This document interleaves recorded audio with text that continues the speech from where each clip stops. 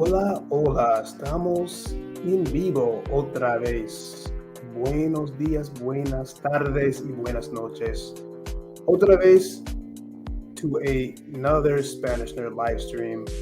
Número 29. Gonna start off this live stream here with a little study time. And let me put it on the screen here. I'll try to do 20 minutes of study. I tried to do that last night, and I probably could have shortened to like 10 minutes. Claro que sí, con gusto. Gracias por habernos dado la noticia antes de empezar, claro. ¿Y cómo recibiste la noticia?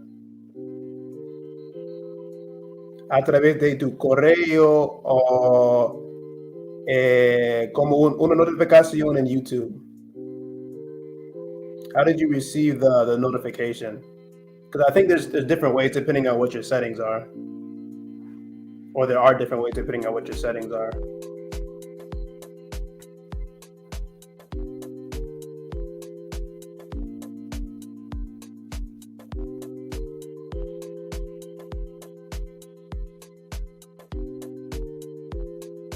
Also, y voy a empezar con la lectura como de siempre. La lectura, because this is what usually takes the most energy out of me, is reading in Spanish, leyendo en español. Entonces voy a empezar con este libro.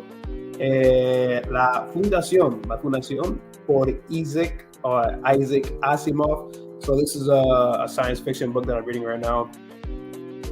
Un libro de ciencia ficción. I've read about, let's see,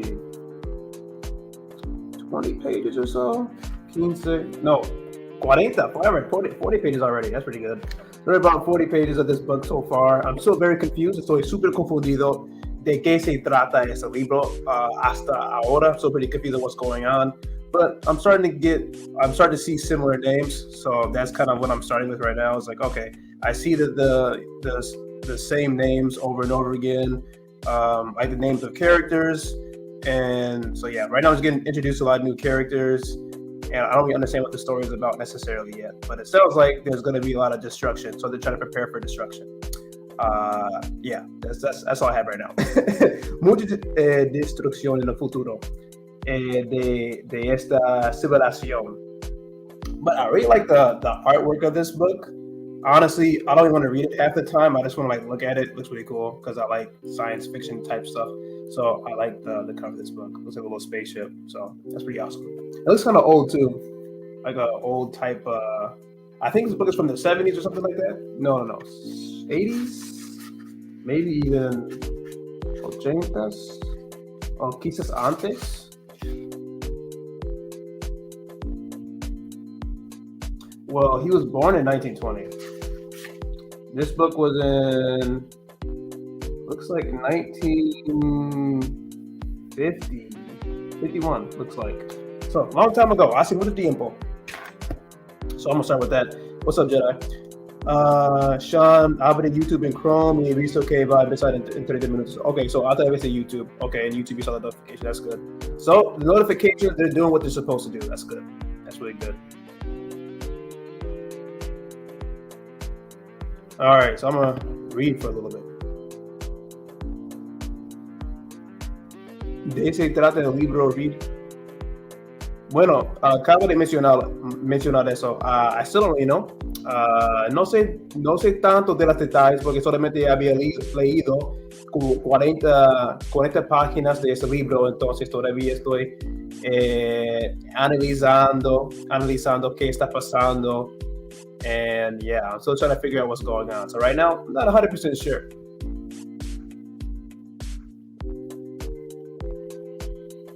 But that's usually how it is for me. I don't really understand everything until like, no, I don't understand everything.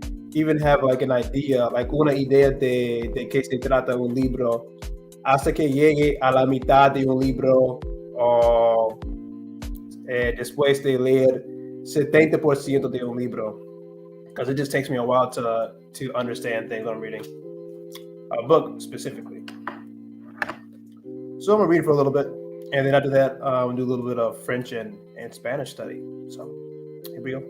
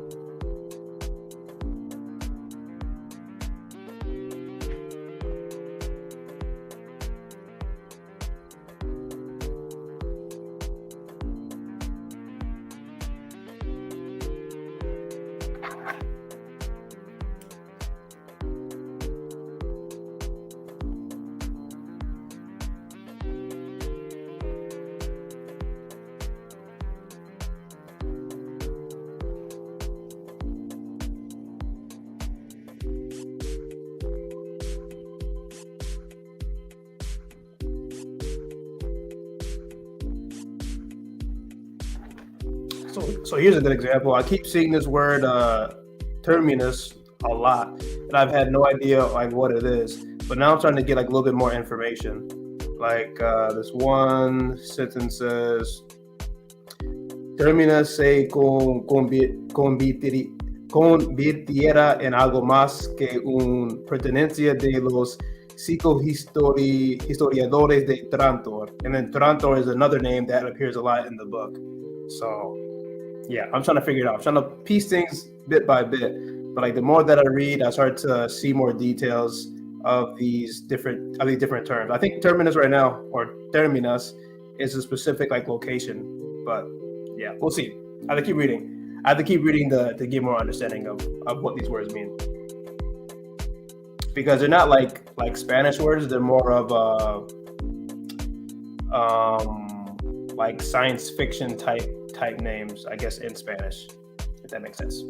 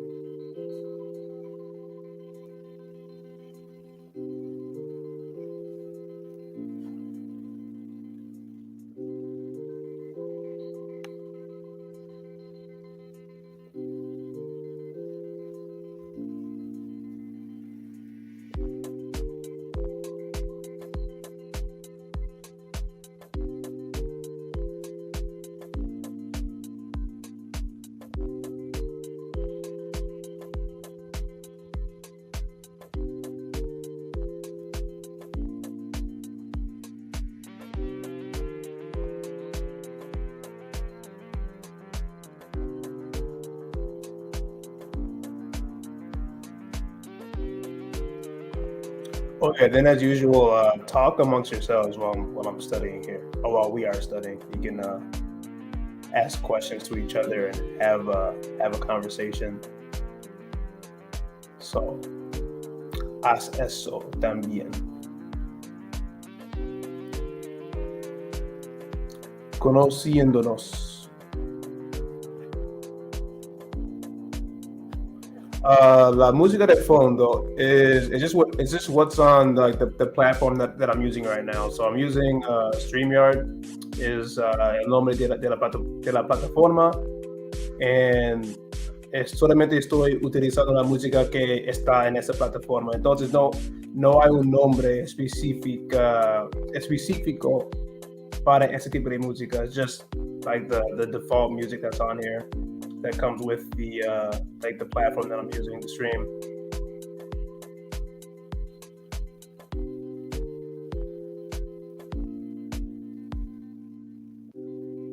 Sí, pero no es YouTube, though. Como estoy transmitiendo ahora mismo en Twitter y en YouTube con una plataforma que se llama StreamYard, y la música es de StreamYard. Y no. Espero que eso fuera la verdad, pero no.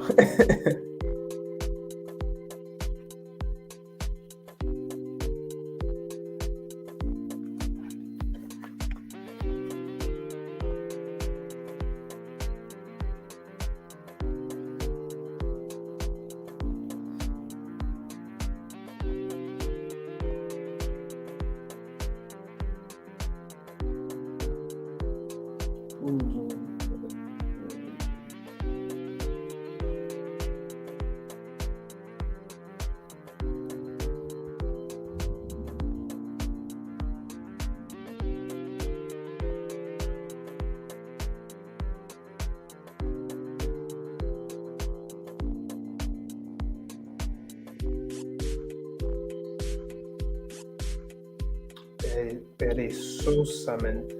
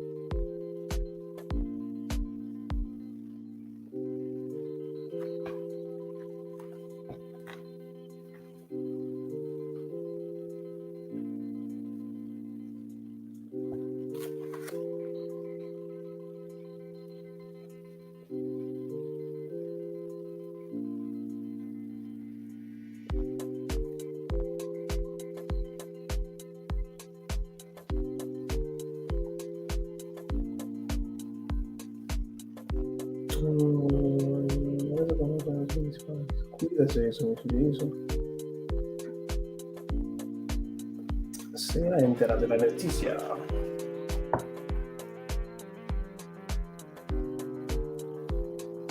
La ciudad de términos, así. Me entero de la noticia.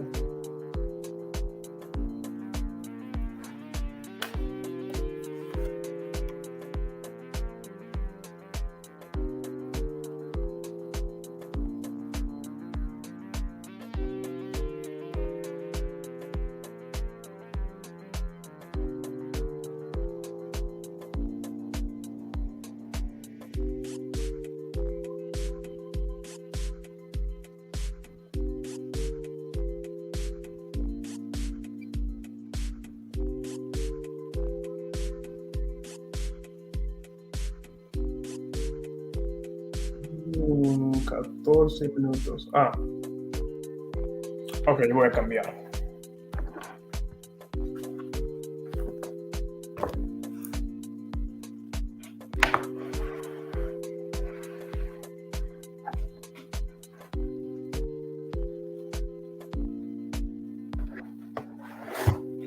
All right, now I'm going to voy a revisar unas notas, some Spanish and French notes. So what I like to do is write down, so I'm studying French and Spanish right now.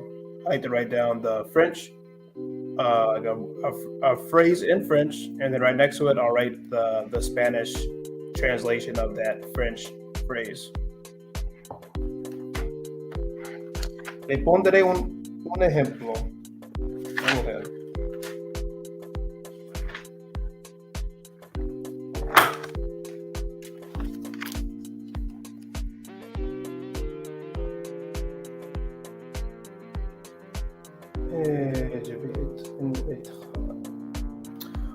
Por ejemplo, let's see here. For voy a llegar tarde in español, in French is je vais être en retard. So that's what I do. Got a whole bunch of phrases in French and Spanish. Don't make fun of my handwriting. It's terrible, I know. And that's basically how I study French and Spanish, just like that. Like very, very simple. I'm always going back and forth between both the languages when I speak and then when I'm thinking too. When I'm thinking as well when I'm writing. Not much speaking because I can't speak that much French. Like I only know like a few phrases, but I'm not good at all when it comes to actually creating sentences yet. Yes, you should, Paigey. You should. It's fun. It's a different experience. I'll tell you that. It's a different experience, especially when you have 3 different languages in your head at the same time. That's pretty fun. And then you get mixed up a lot.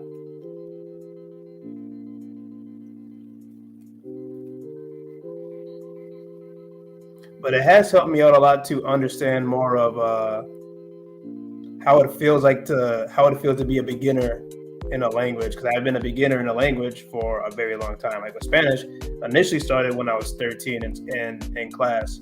So I've been like a full beginner learning a language from scratch for like many years. So it's been a fun experience and a lot of trouble.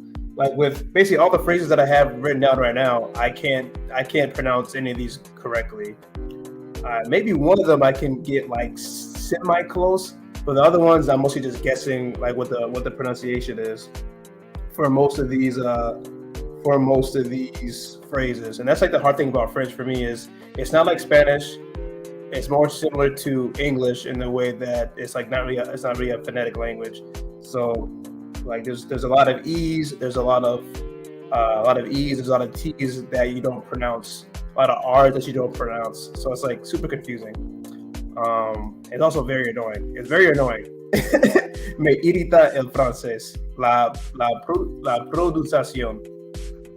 Especially because there's a lot of like French words like that, like transportación en español es muy similar a francés porque suena muy parecida. Básicamente, en español sería como transportación, en francés es igual, transportación, but like more like that, the nasal sound. So that's why it's like challenging to kind of distinguish some of the pronunciation for French and Spanish sometimes, or all the time, I guess, for me.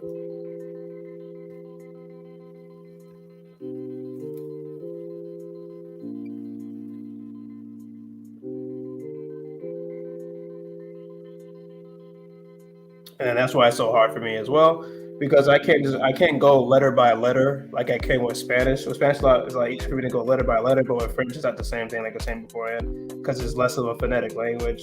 So right now, I'm mostly guessing on like the pronunciation of a lot of the words, because I just don't know how to pronounce them unless I've heard it over and over again.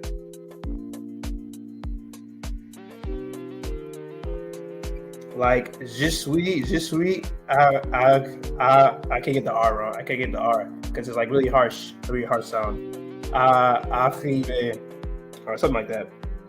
Je suis arrivé is gay. So it's like I can get the je suis like a little bit, like sounds like okay. But like the last word, I have no idea how to pronounce at all. But I've heard it before, but I just don't know how to pronounce it.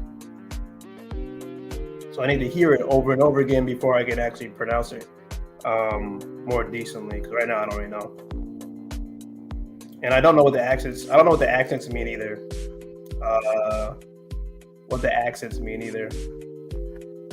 In French yet. So I have to learn. I have to learn a lot. There's a lot I have to learn.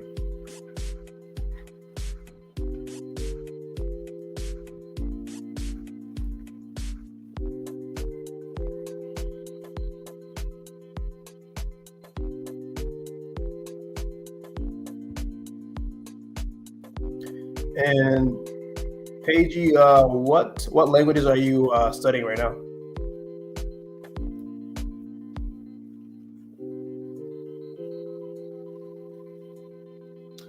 J'ai déjà. C'est quoi? C'est quoi? C'est todo. Es todo que es. Es todo citragental. Très.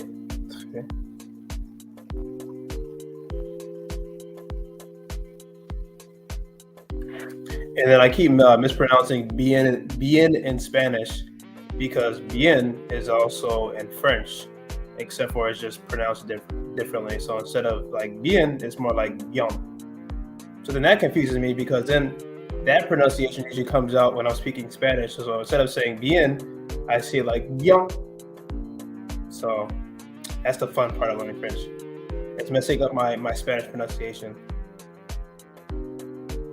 Paige says, Spanish a little, I needed it to be more consistent. Gotcha. Do it. It's worth it. I'll tell you that. It's worth it. Bien.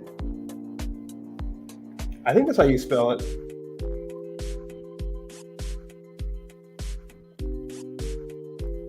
entails God is grave. Oh, another word is grave.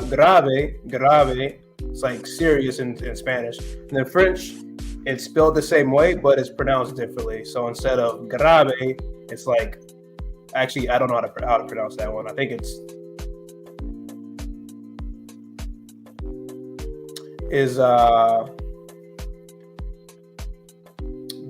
grave? No, actually, you know what? You forget that one. I don't know how to pronounce that one. I don't know how to pronounce that word. It might just be, it might be grave or something like that. But yeah, it's not grave. It might be grave or grave. I think it's probably grave. There's that one.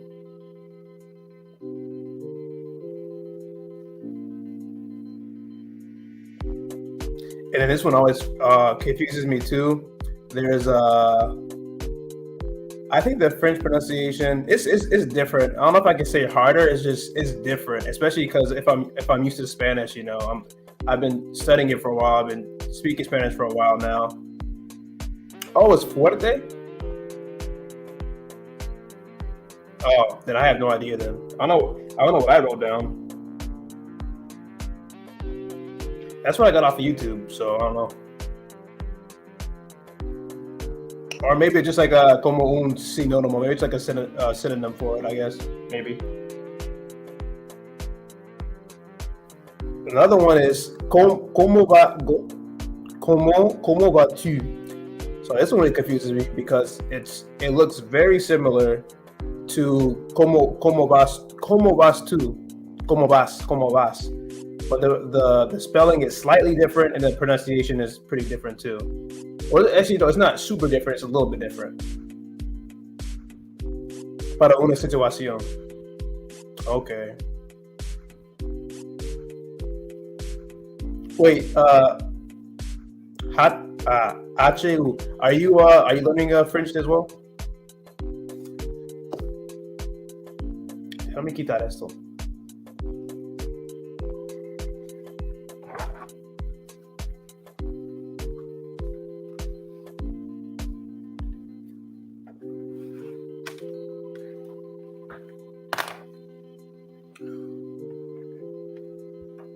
Okay. Déjame bajar la música.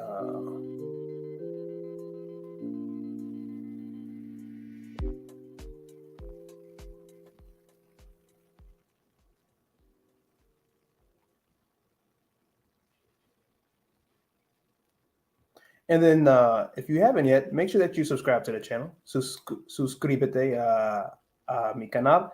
Subscribe to the channel and like this live stream as well, this Spanish live stream, and turn on notifications as well.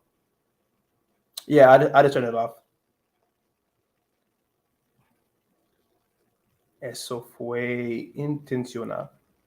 La música de fondo de StreamYard, la música de instrumentos te ayuda a tener un ambiente de aprendizaje. Claro que sí. Me da gusto saber esto. Eso es puro chat room en español y francés. Claro. Eso es grave. Es grave. Se usa para situaciones fuertes. Ah, claro, sí. Por eso. Yeah. But another one is, let me see here. I'll put it in the chat. This one always mixes me up. Como va tu? This one's really confusing because this one's very similar to the Spanish version. Well, I guess technically I wrote down como estás, but it looks just like como vas, but you pronounce it differently.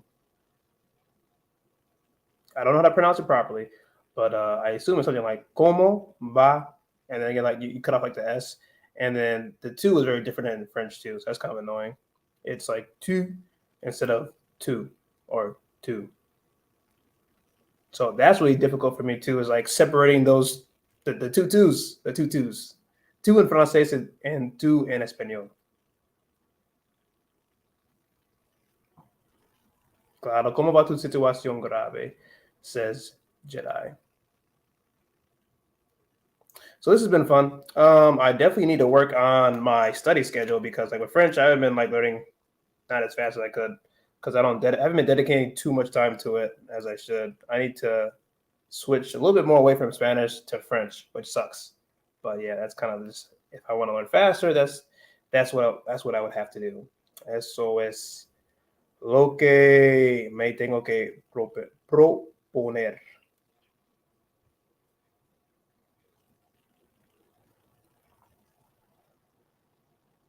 So sometimes speaking Spanish, I've let that pronunciation of two slip out sometimes.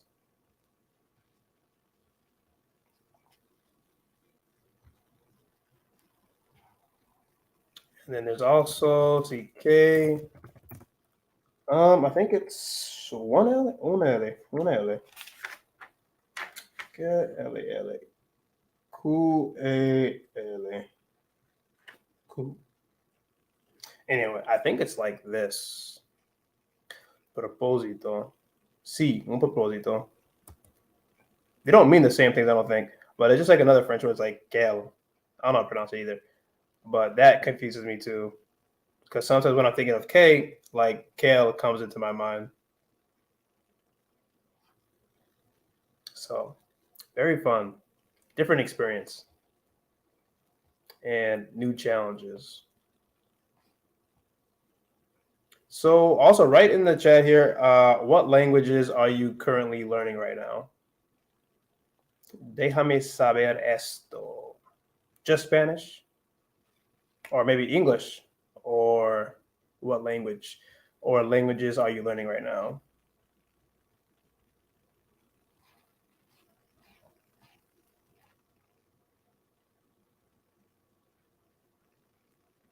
Yeah, I'll take that off so it won't be so confusing because ¿Cómo vas tú? ¿Cómo vas tú?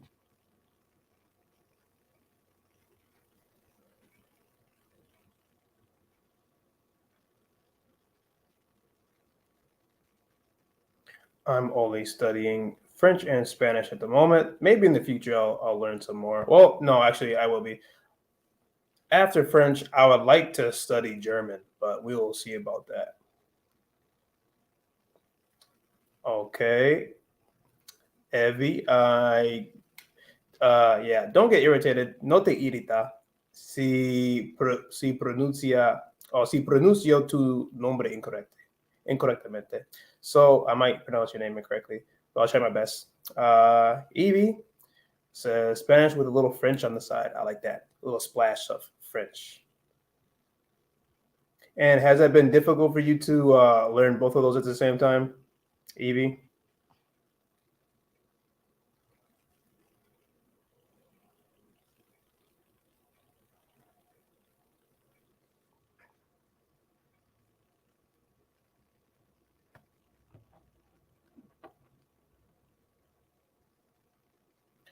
For me, it has been challenging because I know I need to reduce greatly the amount that I'm learning, that I'm studying Spanish. Now I'm doing a lot more input with French. I'm listening to at least like a podcast, a little bit of a podcast every single day. Canelo Alvarez. Bueno, yo no tengo una opinión de él.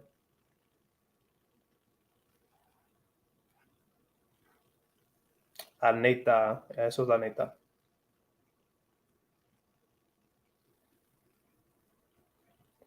And then somehow turn off my Spanish music, turn off my salsa, bachata, merengue, and listen to French. Now that's really hard to do because I'm always listening to Spanish music. But I need more French input, which is hard.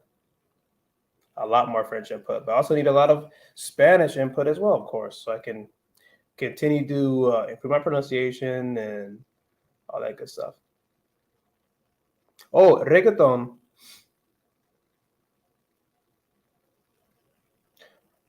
Evie, yes, says yes, because of the different pronunciation they both have. I'm able to read it pretty well, but not speak much. Okay. Yeah, that's what like right now I'm working on. I'm trying to like speak it as much as possible. Like the little that I do know, I try to speak it as much as possible. So like if I see something around my house, then I'll say it. I'll say the name. I don't know how to say water, but I know how to spell it. It's a really weird spelling. So like I have like le viejo like that because I'm like in that area. La lampe, la table, la porte, stuff like that. What else is here? Can I say anything else? I think that's about it. Nope. Yeah, so that's all. That's all I got for the living room. Narcos corridos. Yeah, I've listened to narcos corridos before. I've heard them before. They are interesting to say the least. Para decirlo menos. Te sorprende porque suenan muy bailado. Hace que oigas a las letras de la música y te sorprendes. But yeah, I'm starting to like Banda a lot more too. Banda's pretty great.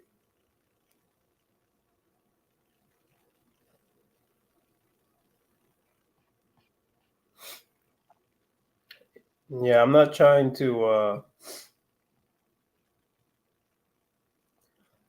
Yeah, I don't want to get stuck with French where I'm just consuming a lot and not speaking. So, well, yeah, really, it's just the pronunciation, like you said, it's really hard. But for me, it's really little by little because I'm not having any conversations with any French speakers or anything like that. I'm just listening to some YouTube videos here and there, listen to like news in French, read a book in French every day on top of Spanish. So it's not like I'm not getting like a whole bunch of input.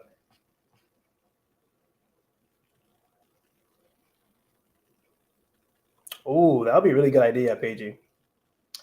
Paige says, I'm thinking about working at a Spanish restaurant part time, learn more as well. That would be absolutely amazing.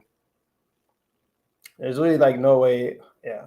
Just having conversations with Spanish speakers like on a regular basis is just de oro, de oro. It helps you out so much.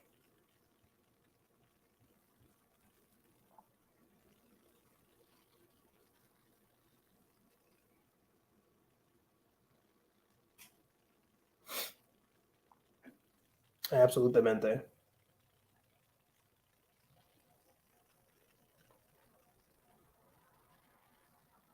No te arrepentirías.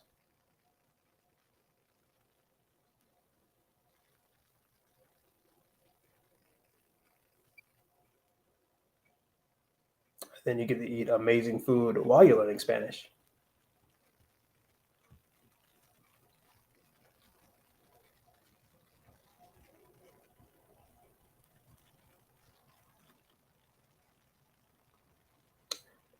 Y mi novio me escribe en francés, pero me habla en español. Oh, that's so cool.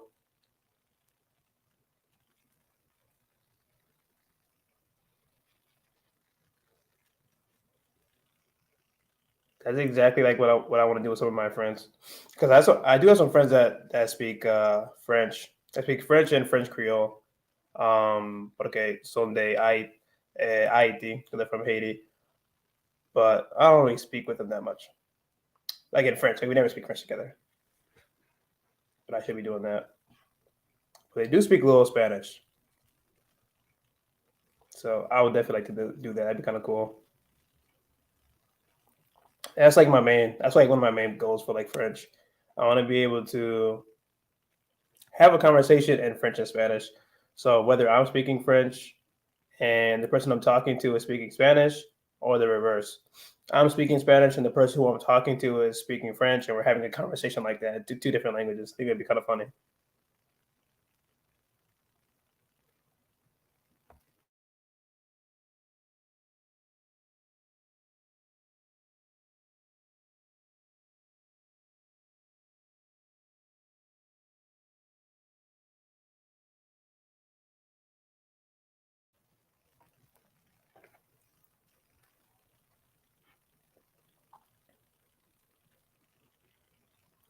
And then eventually, if I were to learn another language, then I could even step up that even more. So then if we could have 3 people, and then we have 3 different people who are speaking different languages. So it could be one person speaking French, one person speaking Spanish, and another person speaking that I mentioned French, Spanish, and German. Yeah, that's the next language I really want to learn. I really want to learn German. I think one day I would maybe like learn Russian or something like that. But just say German is next on the list if I ever get there. But first, I want to get conversational with French. That's what I want to do. Conversational with French while being able to maintain my Spanish good. And then once I get to that level, I would consider learning German. And with French, I just want to get like conversational. Like I'm not always gonna be improving it, but I mostly just want to get conversational with French, and then maybe from there I'll move on to German. So I'll say like conversation will probably be like my main goals for any other languages outside of Spanish. But Spanish, I want to get like really advanced with, and like maybe hopefully like have like a job or something like that. I'm like primarily speaking Spanish or only speaking Spanish.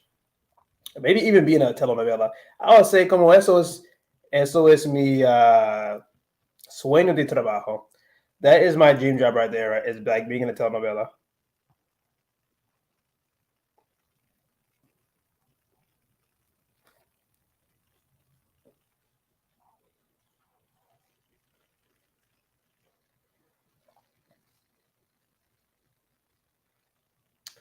Dutch is sehr gut. Gut.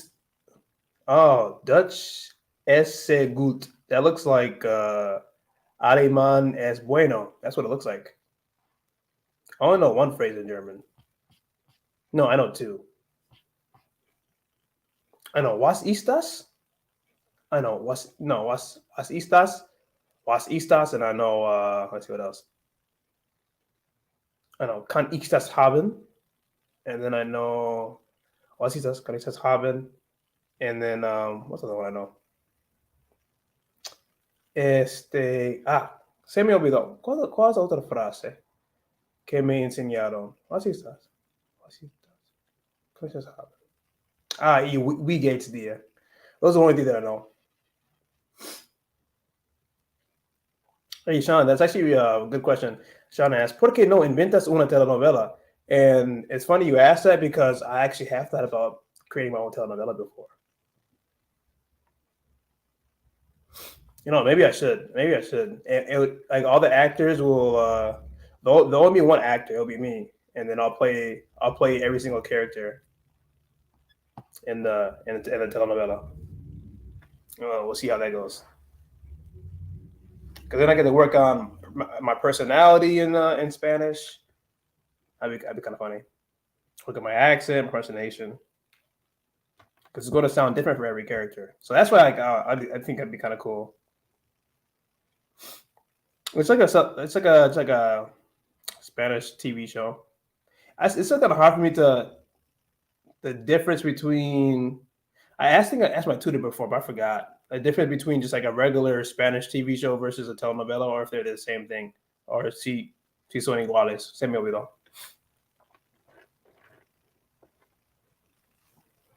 Extraño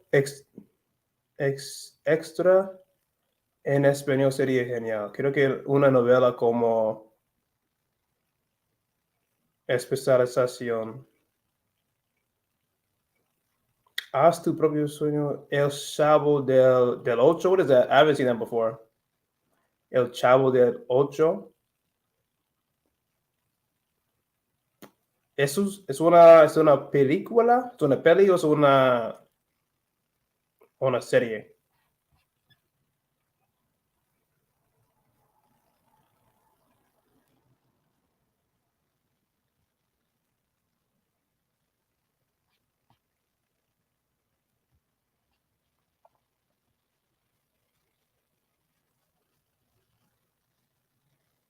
I think it would be like una comedia. Actually, it would be very dramatic. Muy dramático. Asesor de seguros. El Chavo es una serie cómica Mexicana. Oh, no sabía eso. I have to get back on my telenovelas. Oh no, o la diferencia entre una serie y una telenovela. Esa fue una de mis preguntas. Y hola, muchas gracias por unirte.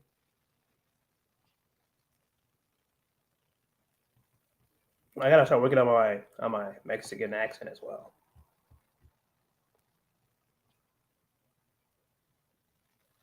I don't know why the Mexican accent has always been like really difficult for me to mimic. I have no idea why.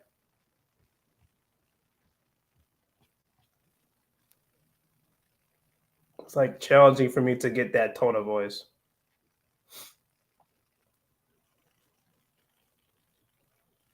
El tono y la velocidad. Y la velocidad del acento mexicano me complica. Y yo sé que hay varios acentos en México, claro, pero todavía la neta es, no soy bueno con el acento mexicano.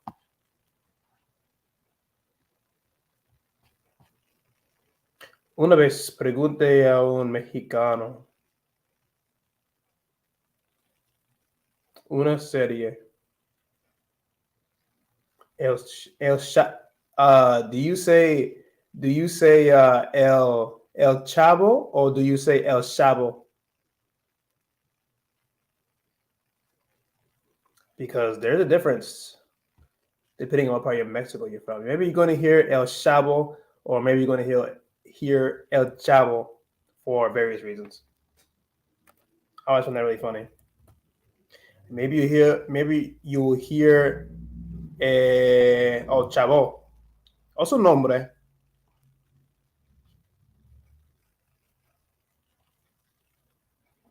Okay. Un chavo. Pero dices como chavo o dices chavo? And then do you say la chamba or do you say la chamba? ¿Cuál de las dos pronunciaciones? Chavo o chavo.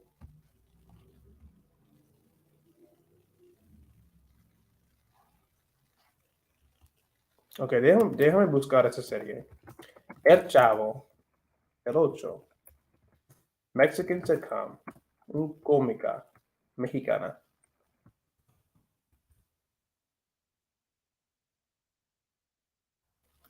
¿Conozco a alguien en esta serie? Ok. Salió hace mucho tiempo. Salió en 1972. Wow. Déjame, ¿qué es? Es el Chavo de 8.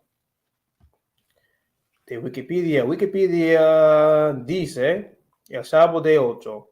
Es una serie de televisión de comedia situacional mexicana creada y protagonizada por Roberto Gómez Bolaños y producida por Televisión Independiente de México. Más tarde, Televisa comenzó a transmitirse en el 26 de febrero de 1973 por Canal 8. Por Canal 8. Interesante. Y finalizó sus transmisiones el 7 de enero de 1980. El programa trata sobre las vivencias de un grupo de personas que habían una vecindad mexicana donde su protagonista, el Chavo, lleva a cabo de travesuras junto con sus amigos que ocasionan malentendidos y discusiones entre los mismos vecinos, por lo general de tono cómico. Suena interesante. Voy a mirar un episodio quizás después de esta live stream, esta noche, para ver Hola. Buenas, Bélgica de León.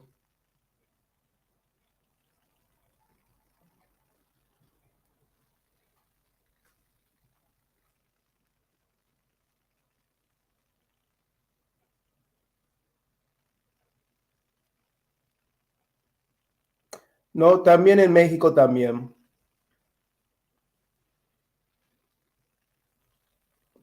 Ok. Buenas, desde los Estados Unidos. Me encanta tu país. Estoy obsesionado de tu país, en verdad.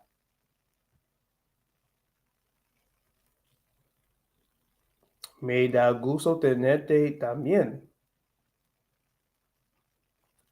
Sus sonidos solo vienen de L y Y en el acento argentino, yo creo. No, también en México se utilizan este tipo de sonido. Por esa razón estaba explicando sobre cuál es su forma de decir chavo y chamba, porque como también tiene un poco de en su acento.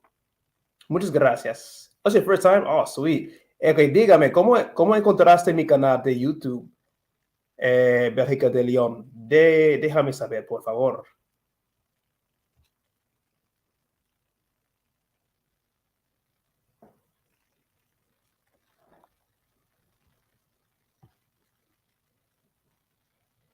Muchas gracias, muchas gracias. Cada día está mejorando. Sí, ok.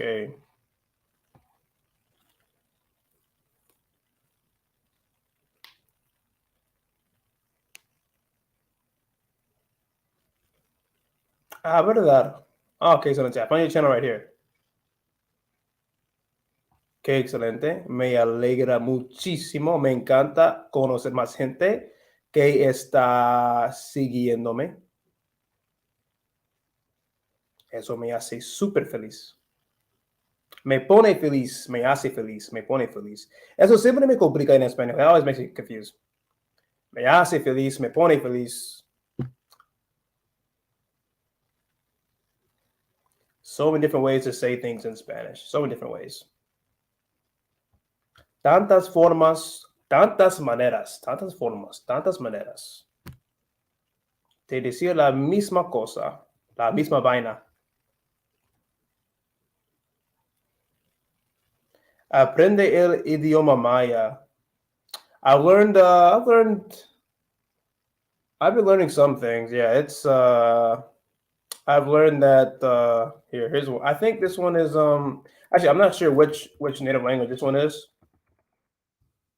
But I know how to say taco in I think it's novato. Let me yeah, it's T H T-H-A-L-C-O. T-H-A-L-A-C-O. I know this is how you this is taco and I think it's novato. Esteban, buenas. Bienvenidos. Ah, cool. Belgica de Leon says, I was watching a video and your channel appeared to me. That's good to hear. Claro que sí, yo practico español cada día. Yes, I do. Ah, es Azteca. Okay. But I just love the way that like these different like the native language sounds. It's amazing. And you know, like the mixture of Spanish and the native language is like super interesting as well. Because that one is tlaco or algo así. Like the native language, like the native words from like what I've like seen like thus far, like they're very like strong.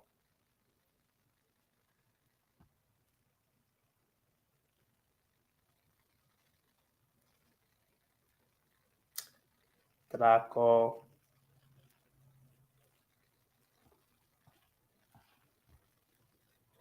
I mean, there's so many words in Mexico that are that are native, like city names and stuff. City names, states. Bueno, no. ¿Ustedes tienen estados o son departamentos? Se me olvidó.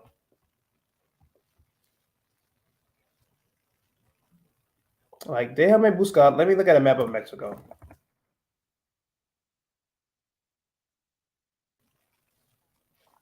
And see if I can point out some of the names. Oh. Ay, Dios. ¿Por qué no está descargando?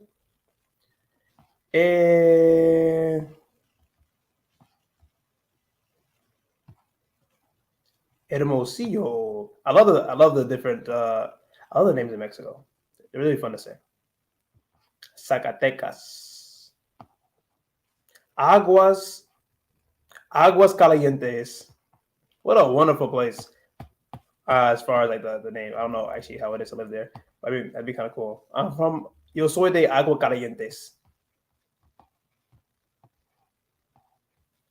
That's a really cool name. Estados, municipios, municipios y ciudades. Poblados de la Ciudad de México. Belgica says, oh, okay, Spanish and native language. Very nice, very nice.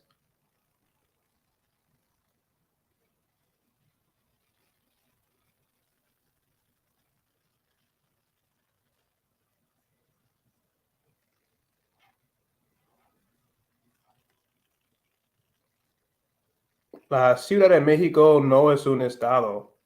The city of Mexico is not a state.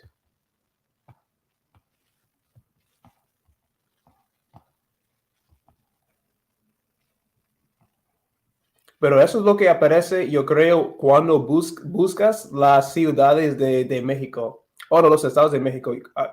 No, déjame ver. Los estados de México. La capital. Michoacán. I love that one. I love that word. Michoacán. Oaxaca. I still don't know how to say that one. Oaxaca, Chiapas. Tabasco. Yucatán, Campeche. Durango, Nueva León, Coahuila, Chihuahua. I say that one too. It's not Chihuahua. Chihuahua. Chihuahua.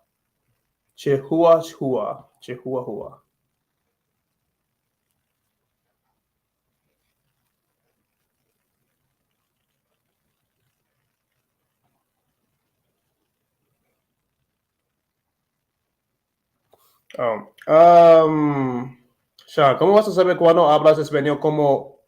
¿Cómo vas a saber cuando hablas español como quisieras cuando no tienes un estándar concreto? ¿Cómo quisieras? That I want. How do you know when you speak Spanish like you want when you don't have a standard, concrete standard? Porque se puede comunicar, pero con dificultad. Esta pregunta está para cuando dijiste que quieres aprender.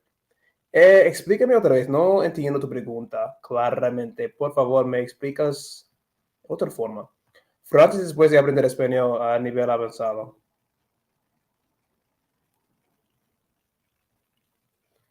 Ciudad de Buenos Aires, ¿cómo se dice?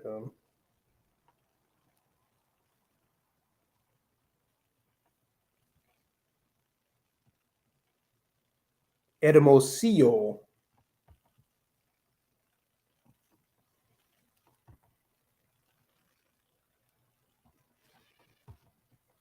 Baja California.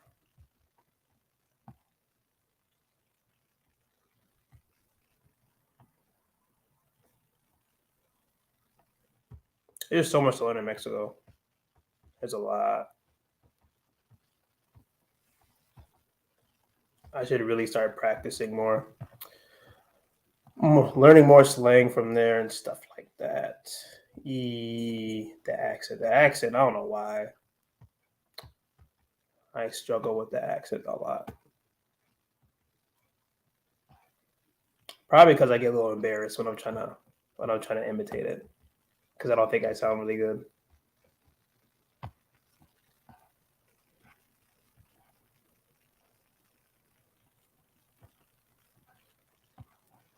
Like, how do you pronounce this one? Guachochi.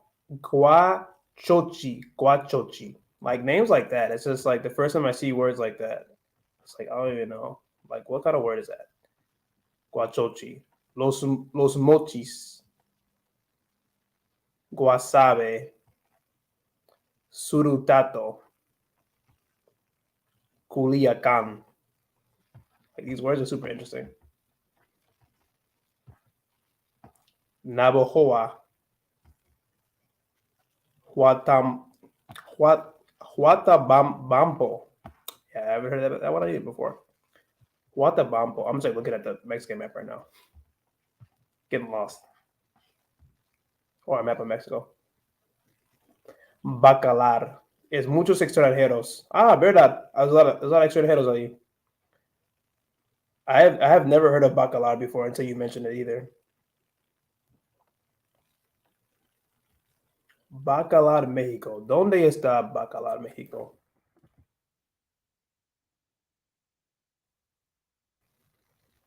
¿En dónde está ubicada Bacalar?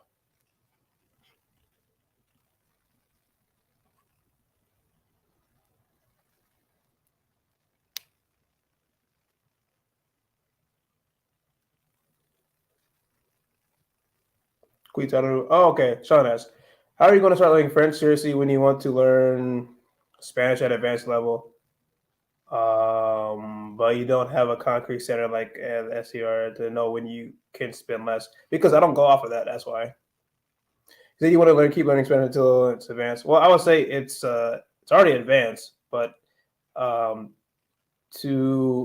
like the Spanish that I want, I mean, right now it's just like a lifelong journey now. But I mean, it's really more as far as Spanish when I say get even more advanced, or just really just diving deeper into the culture of Spanish-speaking countries. Then that's how I learn more vocabulary. that's how I learn more vocabulary. I understand more about Hispanic culture, and all that together is how I become more of an advanced learner. And then, of course, by learning more about different countries, I'll be able to increase my comprehension skills. That in turn helped me to increase my communication skills in general. So every time I talk about like my level, it's based off my own analysis of my own abilities. I don't go off by any proficiency level or anything like that. So as far as how I know, it's because I want to, to say the least. It's just, yeah.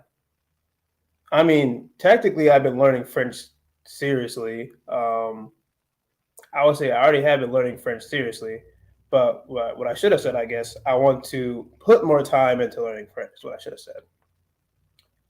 More specifically, dedicar más tiempo a estudiar francés, because I've been quite lazy.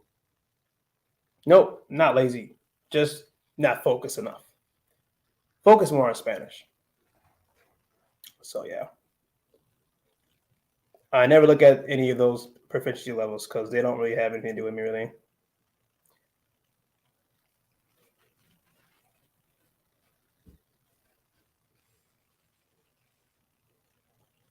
Bélgica, de León. Do you have any source to practice English? Yo no. Porque yo no soy profesor de inglés, ni tampoco en español. Yeah. I mean, específicamente para ti, para usted, dado que es de la República Dominicana, yo no tengo ni idea que de los recursos ahí para aprender español, aparte de quizás unos sitios web, sitios webs en en línea, en internet.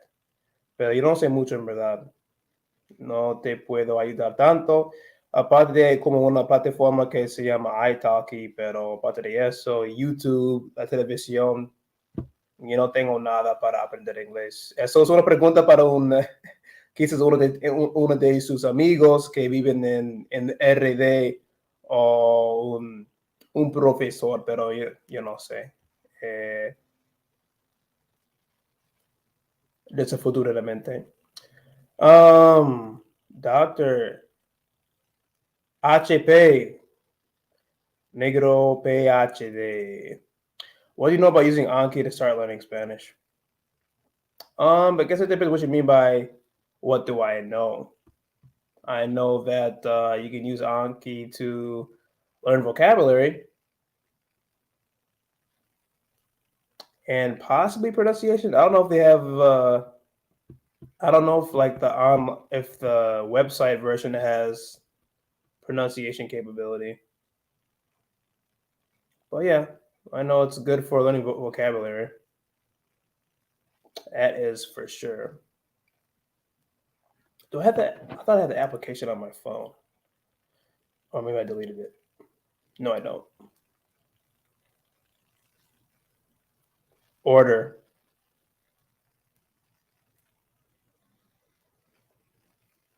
Americans in Bokolati Mawal. Okay, now this is a really good example of a word that seems quite difficult to pronounce right here. How would you pronounce this one, the second one? There's two H's and two A's. Hay dos A's y dos H's. Pero ¿cómo se combina la A, doble A?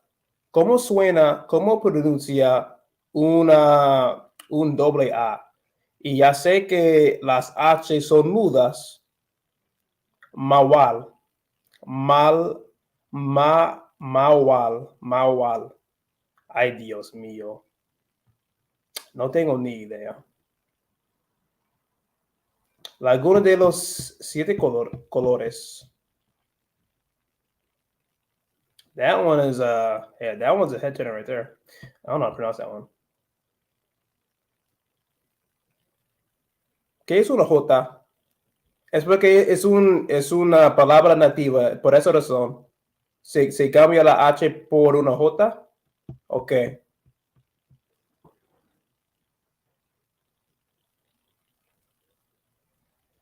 So it's Mahahual. Is that what it is? And what the language is that? That's what I really want to know.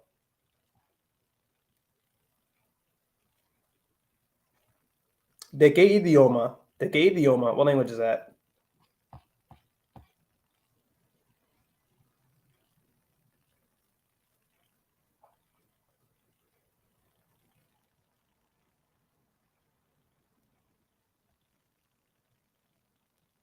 ¿Qué idioma es esta palabra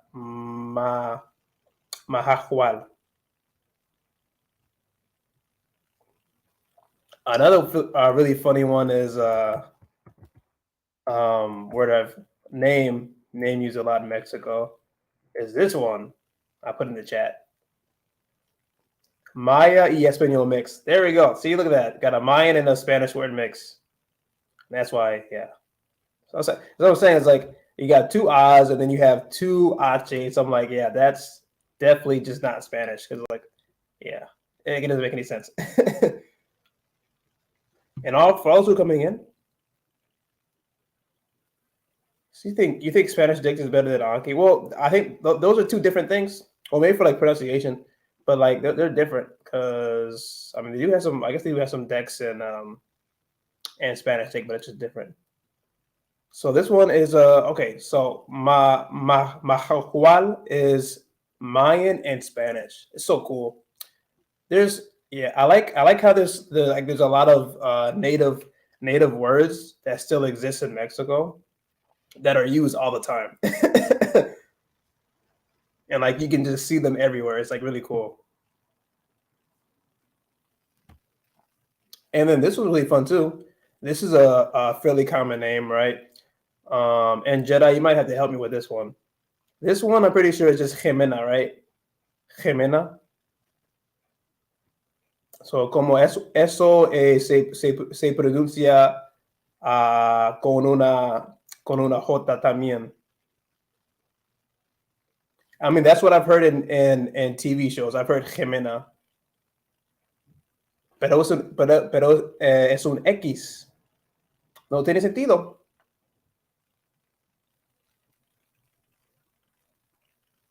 Yep, there we go. See, it's nice to have some native Spanish speakers here in the chat. So with Jimena, with this name here, this common name, you pronounce the X with la J, with the J sound. And for others who are coming in, make sure that you like this live stream and subscribe to the channel. Suscríbete if you haven't done so already. Subscribe to the channel, and also let me know how did you find my channel as well. ¿Cómo descubriste este canal? Descubriste este canal. That word has been very difficult for me to say. Descubrir. Yeah, there we go. Descubrir. ¿Cómo encontraste este canal? ¿Cómo descubriste este canal? Let me know how you found this channel as well. Like, and what was like the first video that you watched of mine? Hopefully it was more of the recent one. Kind of like the older ones kind of embarrass me. I'm not gonna lie. No te voy a mentir. Oh, no les voy a mentir.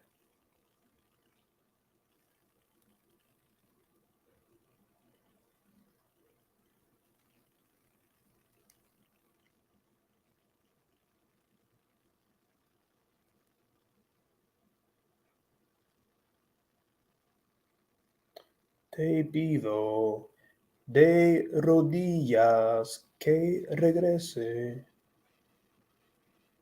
Descubriste este canal.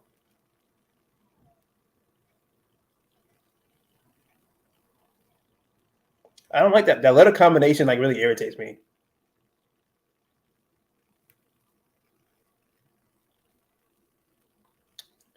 Cubrir. It's like you have to move your lips really fast. Cubrir, bri.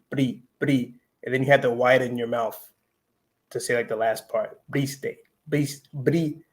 Es como la B and la R. Bri. Mexico antes era Mexico. Yeah, I've heard that before. Jedi says that before Mexico was spelled like Mexico, it was Mexico con una J.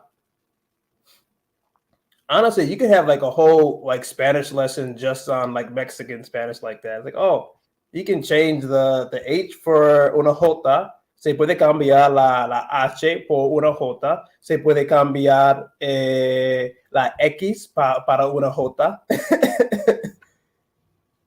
Así es como te conviertes en uno de los indígenas de México.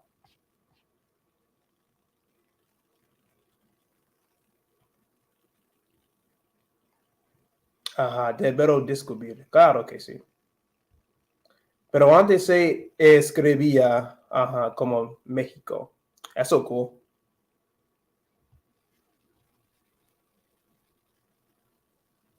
I don't get how did they cómo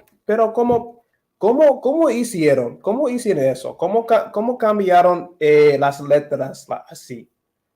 De X a J o de J a X. Eso es lo que yo no entiendo. ¿Qué pasó exactamente? En la época de la conquista de los españoles. ¿Pero por qué? Esa es mi pregunta. Primero que nada. Sobre todo. I think you just like what you said. It's like es una mezcla. Es una mezcla de español and like the indigenous languages, like a mixture in between the two.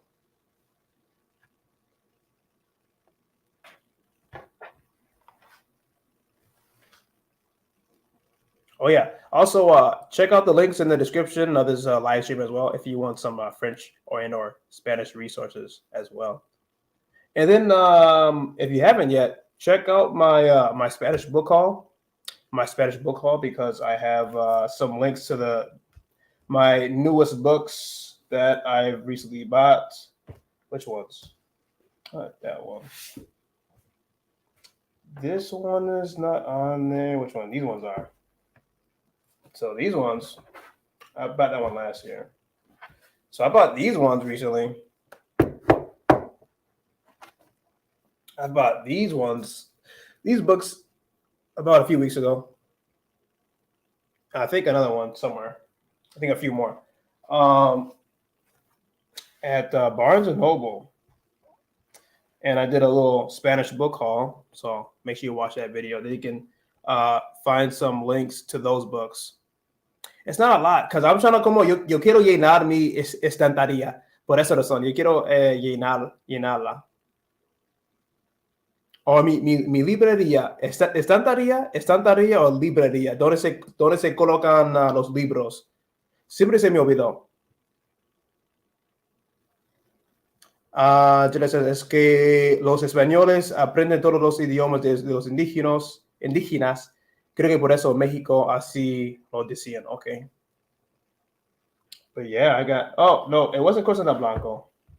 But yeah, this one because I read la entrevista de un dictador with Jorge Ramos. So I read one of his books already, and maybe you've seen him before. I mean, he's quite big in the U.S. I don't know. He's a periodista, so he's a journalist. So you probably seen him a lot, if not. Like within the U.S. Like news stations and stuff like that. Reading a few books. This one is Stranger. El desafío de un inmigrante latino en la era de Trump. So, I mean, you can actually find this this little standoff. I think Trump like throws him out or whatever. But yeah, I'm gonna read this. Got read one of his other books. I liked it it was pretty good. Or he has an interview with Nicolas Maduro, the president of Venezuela. That was pretty good.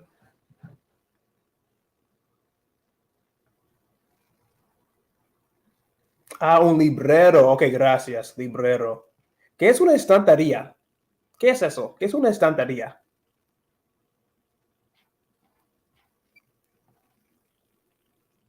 Sí. Es un paraíso. Colombia.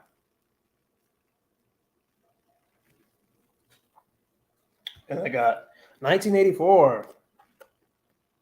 This is a book that probably like a lot of, I'm sure a lot of students have read in high school here in the U.S. This one, Los Juegos del Hambre. Los Juegos del Hambre. I really want to read this book because I've watched all the movies, but I've never read one Hunger Games book yet. I don't know if I'm going to read all these books this year. It would be kind of cool if I could, but last year I didn't read that many books at all. So Antivacunas is libro 1984. Antivacunas. Yeah, no, there's like como un montón de cosas locuras en ese libro. I don't know, no sé. Déjame ver.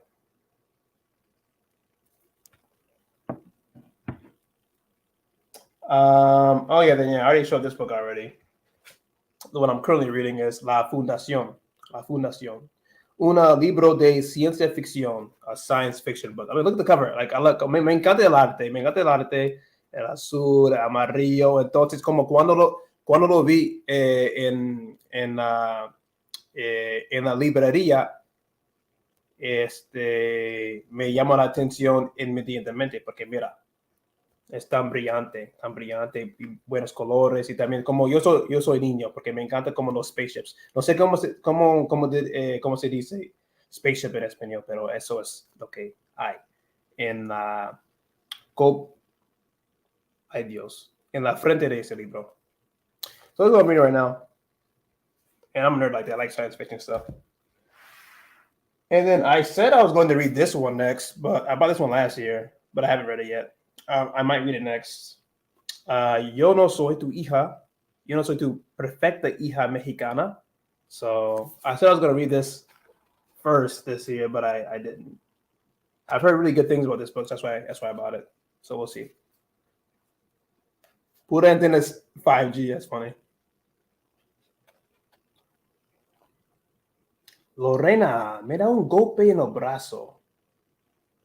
No lo sé. Oh, this is one of my favorite words too. No vuelvas a decir una estupidez. I like how close it sounds to English. Estupidez. No empiezas con los estupideces. O no empiezas.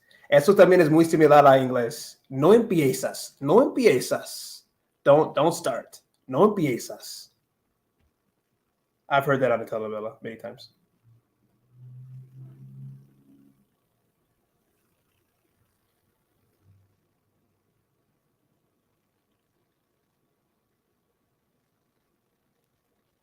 Espérate, matriculación.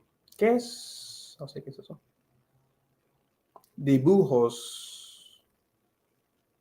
Bueno, no, la palabra que se me llegó a la mente fue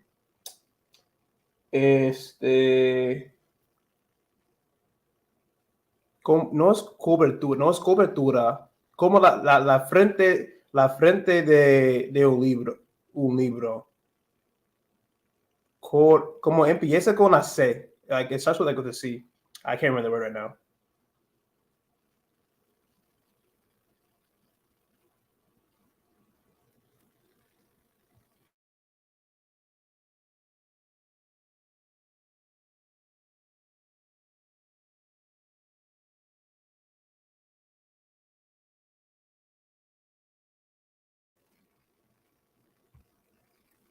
Casi se me acaba el agua. El agua. Caratura. Ah, portada. Okay, yeah. So yeah, Jedi, that's the word I wanted to say was portada. Muchas gracias. Portada. So yeah, la portada del libro me llama la atención. ¿Cuál libro? La portada de ese libro me llama la atención. The cover of this book caught my attention. And then, Jedi, ¿cómo se llama esta parte? Esta parte en inglés es blurb, which is a very strange English word, blurb. I don't know why that exists. But anyway, this is called a blurb in English. I don't know what it's called in Spanish. Se me olvidó. Pero cosas de lectura. Reseña.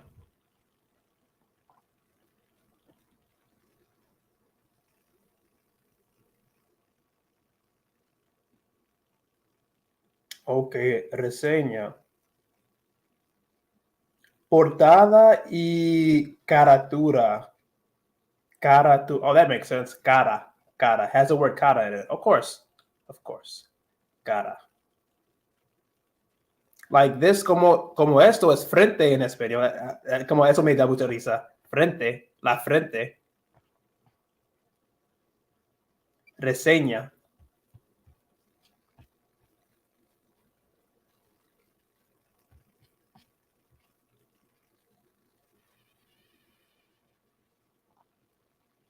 Hey Jedi, since I have you here, like you should just like teach a whole Spanish lesson. No. I do have a question though. I need to know. Necesito saber. Me toca saber sobre el significado de la boda de Huitlacoche. Ñe. N-A-Ñe. Eso es como se pronuncia esa letra. Ñe. Pero técnicamente los educados ya sacaron esta letra del alfabeto, correcto. Correcto. Yo sé que como se han quitado unas letras del alfabeto en español, como yo creo que la ñ y otra letra también. A, B, C, D, E, F, G, J. I don't know why. I just heard that they took it out for some reason. So it's like not an official letter for some reason. I don't know. Someone like let me know. Have you ever heard that before? Like they took out they took out the Nye out of the Spanish alphabet. Have you heard that before? Like I have no idea why. I just like heard it before.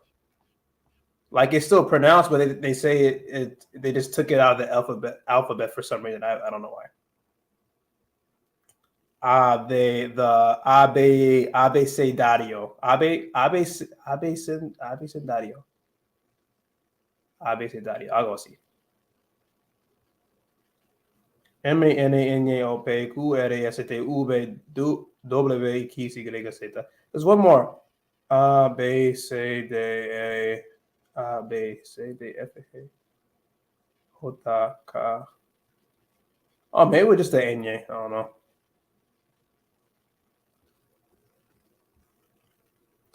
Se me olvidó. But this is a question for everybody. I really want to know who understands the song because I really don't. So we're just talking about like a lot of Mexican culture and Mexican Spanish today. La boda de Huitlacoche. Huitlacoche suena muy indígena también, pero no estoy seguro.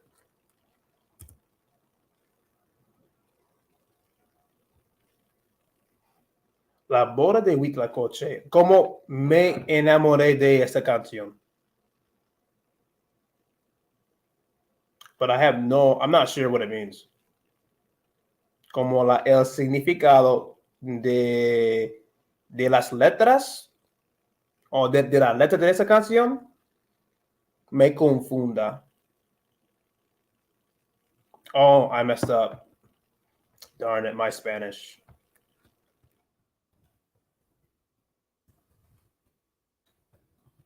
So this actually makes a big difference, I think. So it's not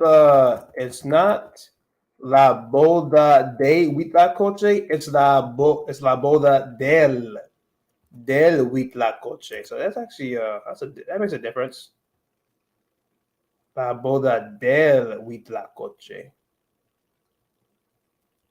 Entonces, for all those who know, has anybody heard this song before? Let me know in the chat if you've heard this song before.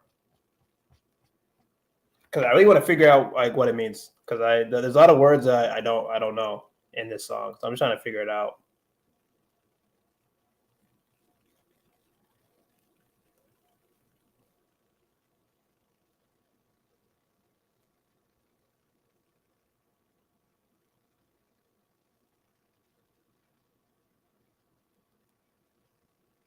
No conoces el Huitlacoche, Sean. ¿Cómo que no?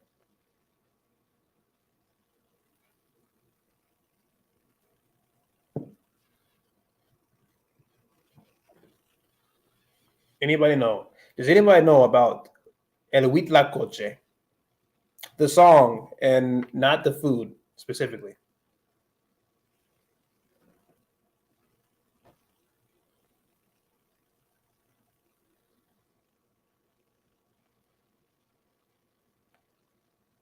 Let me look up the lyrics.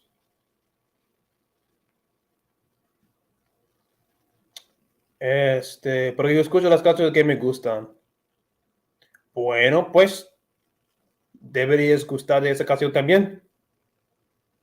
Baracoa. Oh, Baroca. ¿Qué es eso? ¿Qué es? ¿Quién es? ¿Quién es Baroca?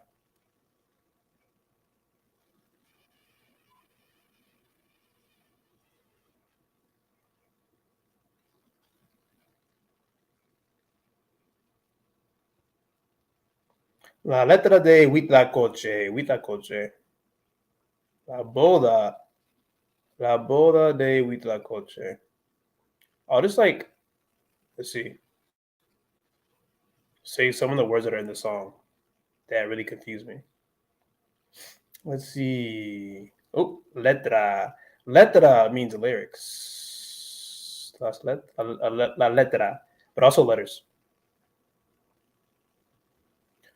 La boda de Huitlacoche. Música barroca es música del siglo. Okay, yeah, I don't know anything about siglos. Every time, yeah, that's one thing I have to learn with Spanish as well. I don't know any of the siglos by heart. So if you tell me a siglo, I have no idea como de qué época es. Oh, Bach and Andel.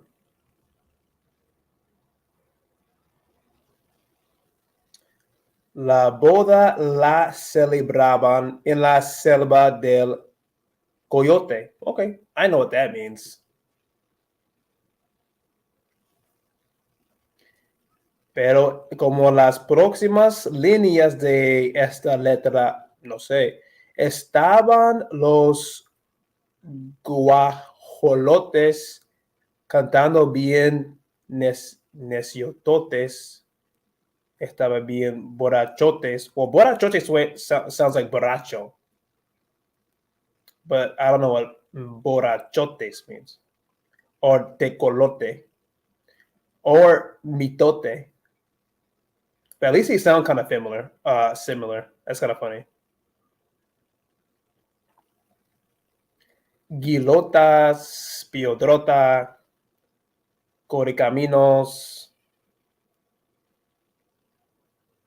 Yeah, I don't know what this song means. I really don't. I just know there's something about some type of wedding.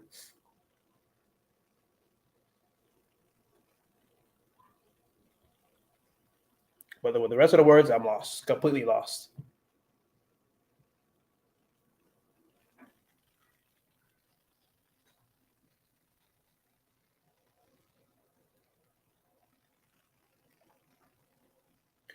That one's good. I also like one I hear all the time is, let's see, No Te Vas by Grupo Frontera. That one's really good. Oh, No Se Va. No Se Va by Grupo Frontera.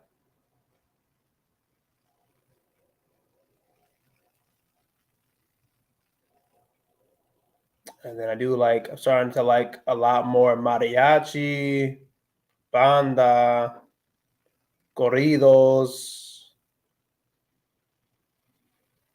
Se Acabó is really good. Déjame, I need to plug up my laptop again. Un minuto.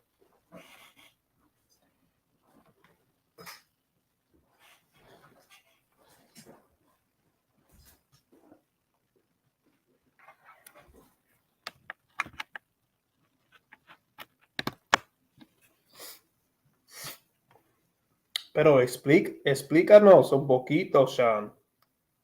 Siglo X, B,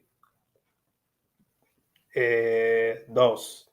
¿Qué es eso en inglés?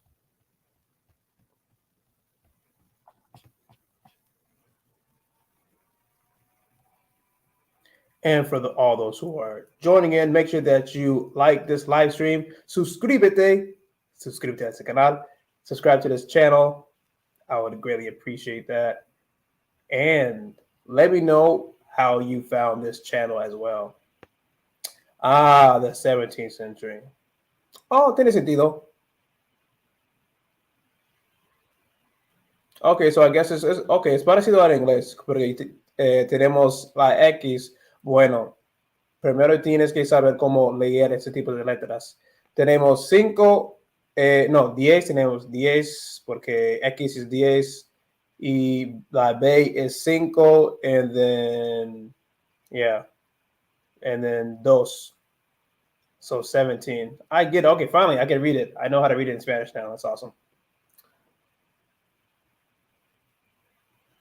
That is very old music. Pero, tiene sentido. Is that who's in like your profile picture? I can't really see. It's hard for me to see your profile picture.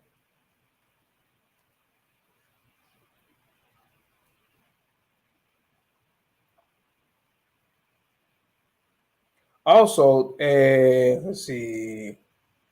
Nos quedan 30 minutos más de este live stream.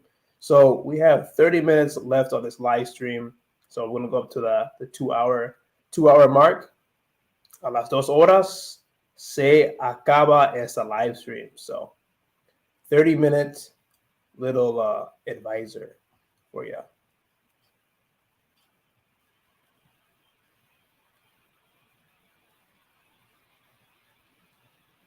It's an AI picture of me and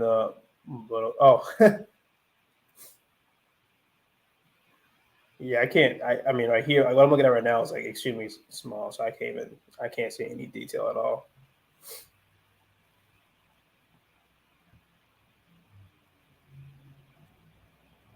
Did anybody see the video that I uploaded today about Duolingo? Did anybody see that?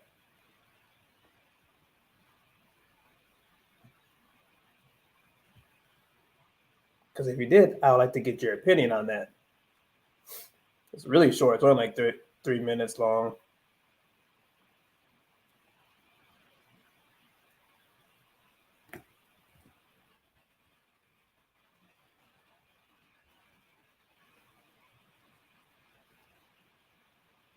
I want to make some more videos about Duolingo.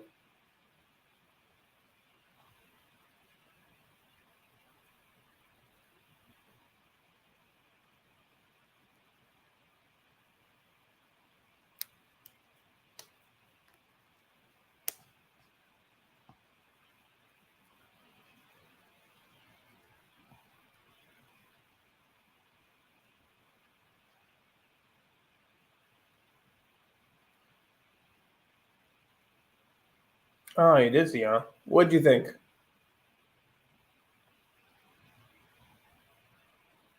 I love how like there's so many people like within the language learning community, they talk trash about Duolingo. I've seen that a lot recently. Either they don't like the application in general, or they really hate the update. I know there's a lot of people who hate the new update. I don't hate it, but I don't like it necessarily. I'm not a fan of the new update, but I have to accept it.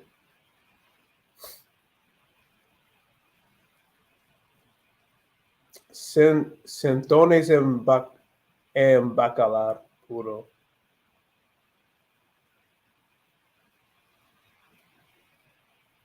Estoy de acuerdo de lo que dice, pero no presentaste información nueva. Bueno, sí, sí, claro que sí, es nuevo para algunas personas. Por eso yo grabé ese video. So I made that video because for some people, they don't know. So that's why I made the video, basically. Because not everybody knows that. Which is exactly what I was referring to in the video. Everybody knows it. And if you don't know it, then there are people who can be very frustrated if they aren't getting fluent with the application because they think they can become fluent with the application. I really want to make like a tips video. That's what I really want to do next for Duolingo. I want to make like a tips video, like tips for learning learning Spanish with Duolingo. I think that'd be kind of fun.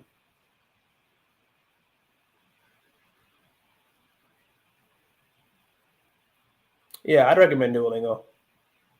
I recommend basically any resource for the most part. Hey, de duro. Doble de duro. 65. I like to say your name in Spanish. I'm glad they will catch you live. Me too. Muchas gracias por unirte.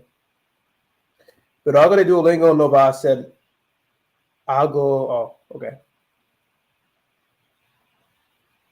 My feed says you're not on until 1 a.m. I'm asleep then. Is it that I'm not on until 1 a.m.? Oh, maybe because of like the time zone, I guess.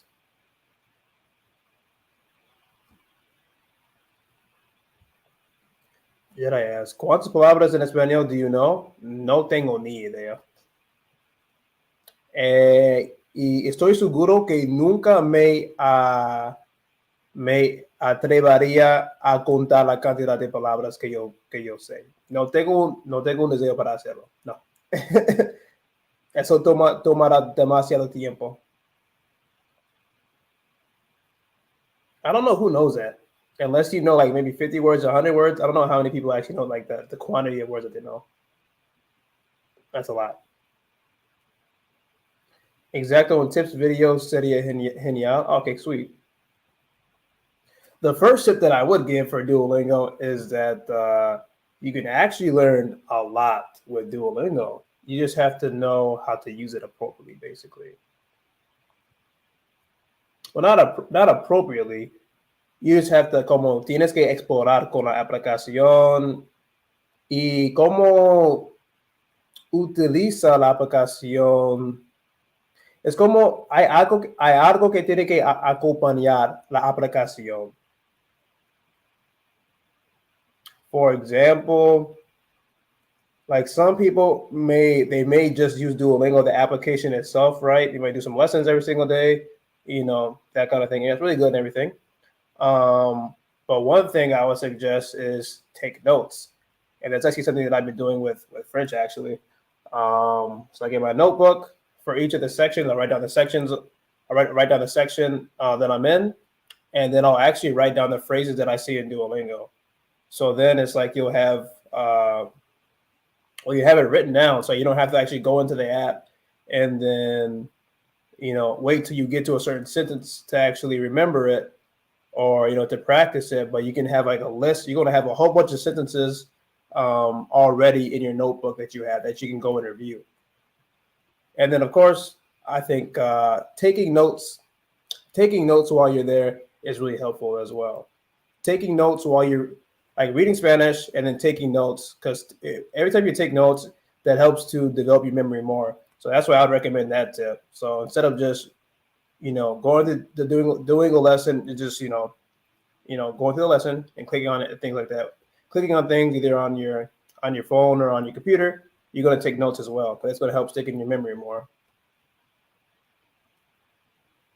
Claro que sí, more. Dede Hard says, "Dude's not bad, but it won't get you there. You need the resource on your journey to fluency." Yes. But like for me, I like to help people extract the most out of an application, extract the most out of extract the most, like the most that they can from an application. So there's a lot you can do with Duolingo. Like some people, for example, is like, oh, you can't learn how to speak with Duolingo, or you don't learn how to speak. Well, that's pretty easy to solve. All you would have to do is, actually pull up the app right now. If you want to increase your speaking skills, you can do that just by speaking while you're doing a lesson. So like that's very easy to solve. Because maybe there's learners who, like I said, they only use the application, like they just go through the lesson and that's it. But it'll be a lot better for you if you actually, if you write down like sentences and things like that in Spanish in a notebook, and then review it, or ask like for extra review if you need it, so you don't have to go back into the app. And then also when you're, and then also just reading out loud and not just in your head. So those two things would help out a lot. Like right now, I'm going to do. Can I hear it? Oh, here we go.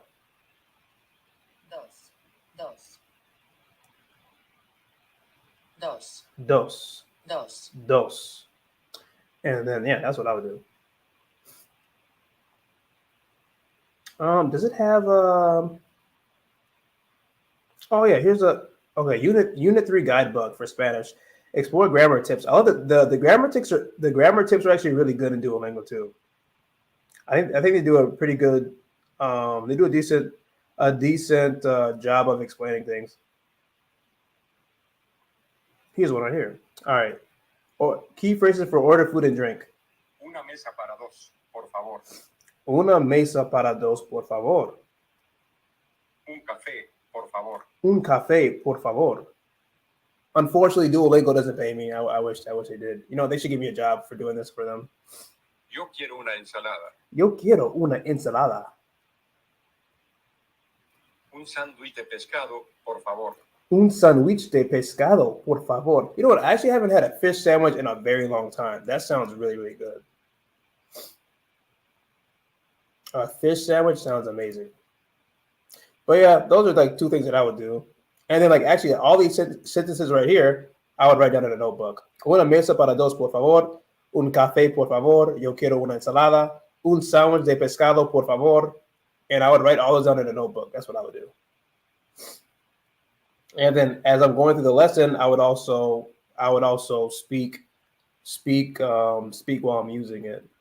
And I think that's like a challenging thing to realize as a like if you're a complete beginner, like you don't know, like I think a lot of times, like if it's like your second language, you never learn another language, you know, from scratch. It can be kind of difficult to know like what works and what doesn't work. But I can tell you that writing notes in Spanish really helps out a lot. And then just doing something simple as that, pronouncing those or saying those sentences while you're reading them in Duolingo and not just reading only will actually help out a lot with your pronunciation. It would also increase your memory as well.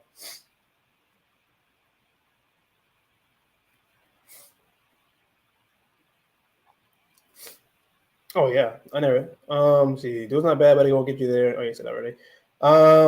Honestly, I used a daily combined with Forge. I never heard of Forge before. What is that? Language transfer and closed master. I've heard of language transfer and closed master, but I haven't heard of Forge before. I like how you're finding what's positive about Duolingo and how it can help you. No one app is perfect. Yeah, of course not. I'd agree with that.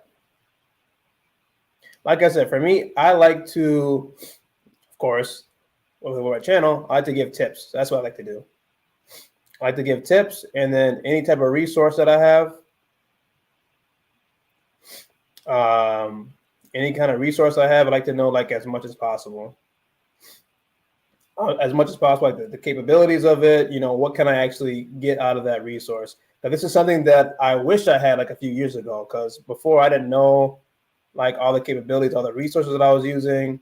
So I kind of like missed out on a lot of opportunities because I didn't really know about that many resources. Like when I first started learning Spanish on my own, I didn't know that many resources. So that's why I like to like talk a lot about different resources and what you can learn with different resources and how you can learn them. Buenas noches, asesor de seguros, asesor. Muchas gracias por unirte con nosotros. Thank you very much for joining the live stream. Nos vemos pronto.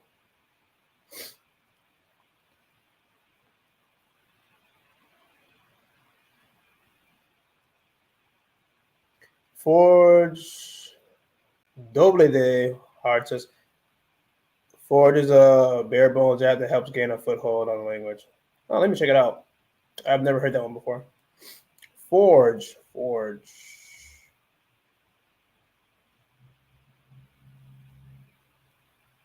Caramba, ya me dio hambre. Sí, me da hambre también.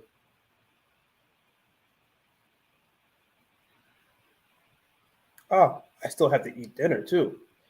Me toca comer mi cena. Wait, hoy es lunes, right? Today's Monday. Okay, today's Monday.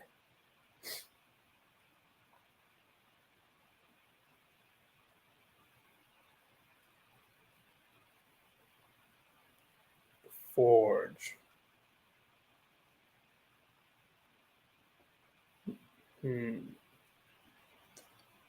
App Store. Let's see what it has. Oh no, it's gonna give me like a whole bunch of games. I mean, so it is. Oh yeah, it's not much. Not much information on it. Yeah, it's a very simple lesson on there. Okay, excelente. Jedi, good question. Tomorrow, will you do a live on YouTube? No, I will not be doing a live tomorrow. This weekend, I will be though.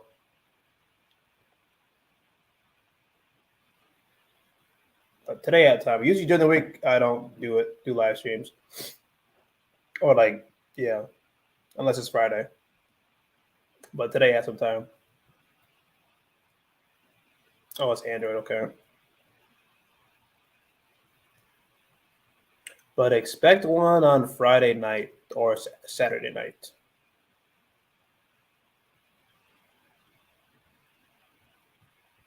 I would like to do more like a live stream like more during the week, but it's really difficult con mi horario porque yo tengo otros deberes durante el día para completar.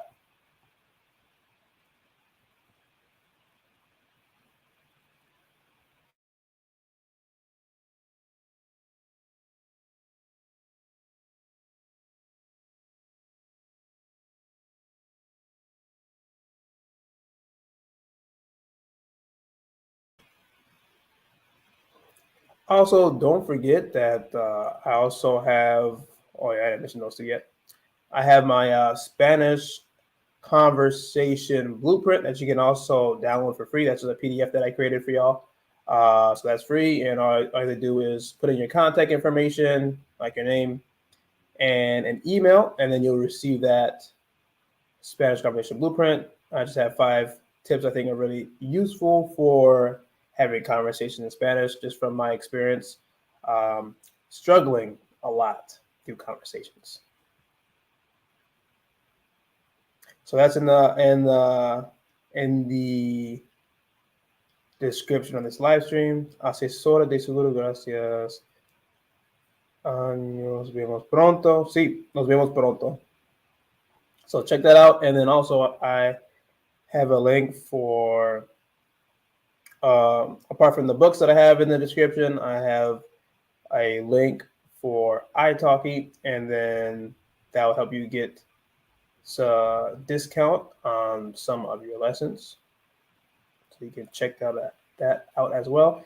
Y también un enlace para mi sitio de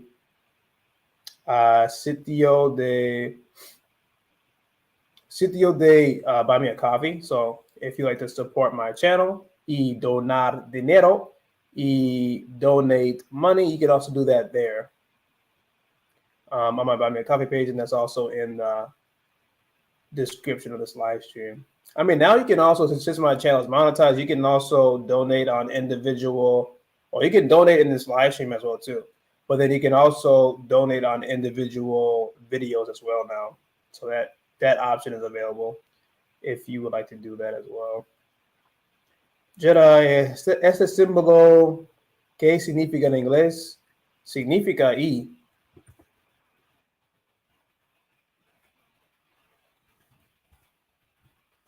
Significa and.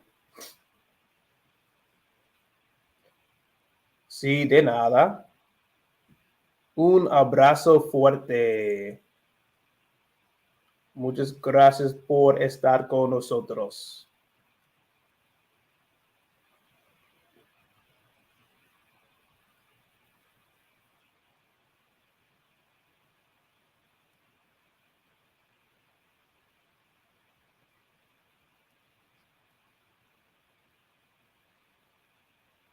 Sí, sin duda, es mi placer.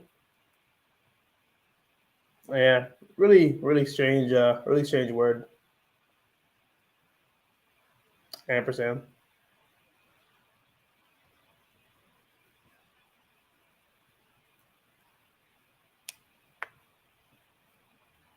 Eso es el nombre, pero significa y.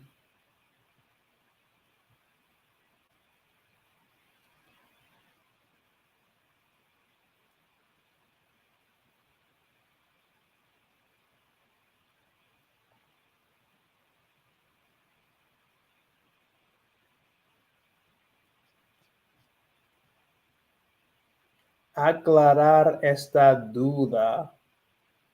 Definitivamente.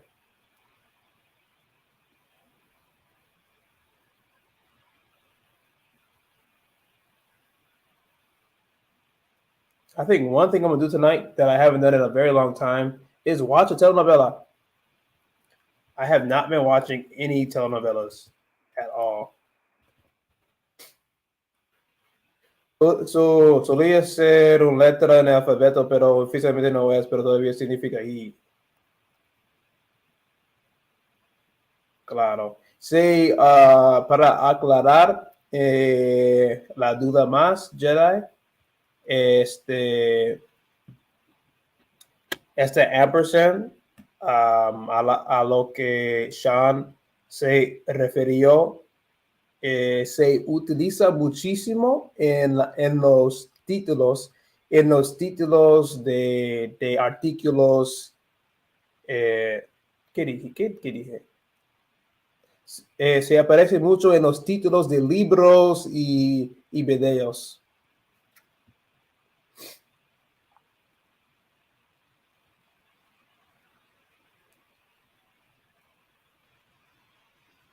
Oh, yeah, that's what I'm saying. I'm going to watch. If you haven't watched it, I think it's still on Netflix. It better be still on Netflix. Let me see. Hopefully, I think it still is. There's one show I used to call. It's called El Dragon on Netflix. I've watched every single season.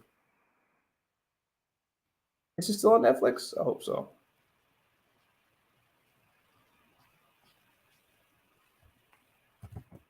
El Dragon: The Return of a Warrior. Okay, sweet. It's on Netflix. Okay, I'm definitely gonna watch it tonight then, because I have not seen it. El Regreso de un Guerrero. El Dragón. El Regreso de un Guerrero. I also like that name a lot. El Guerrero. Because it's like a common name, right? It's a common name. I think there's a common name in Mexico. I don't know about other countries, like Guerrero, but like Guerrero is a warrior. It's like but it's like a common name. I think it's like really cool. Like you don't see many people in the U.S. walking around with the name Warrior. We kind of copied it. Oh, I didn't. Oh, here it is. I think I was trying to figure out how to spell it. El Dragón, el regreso de un guerrero. I love that word so much. Guerrero. So yeah, una historia del alto de reina. No, ve todo lo que quieras. Unirte. Salió en 2019. Hay 2 temporadas, hay 2 seasons.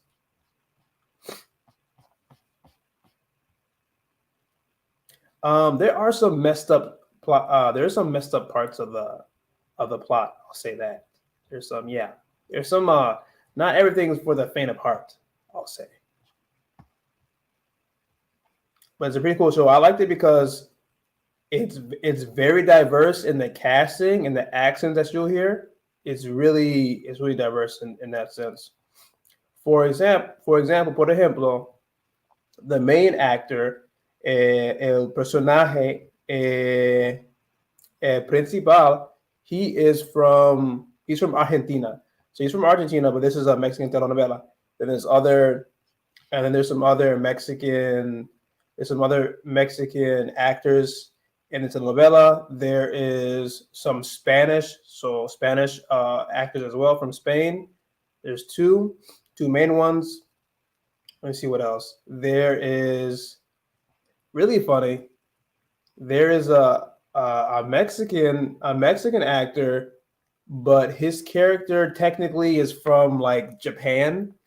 He's from Japan, and his accent is like Japanese and Japanese and